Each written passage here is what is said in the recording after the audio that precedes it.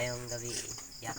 Pwede ko mangutana ng about lang sa unsa yung ginagamit sa media information o sa una nga panahon.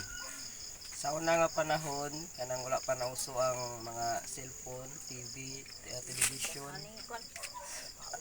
aning radyo nga kuan karon kay updated naman, pero sa una which is kaning kuan na siya katong di baterya mao na among ginagamit nga kuan para makakuha mi information regarding sa mga balita, and also kaning kuan kaning newspaper diha naman ay makasulat diha gyapon nga mga kuan mga balita.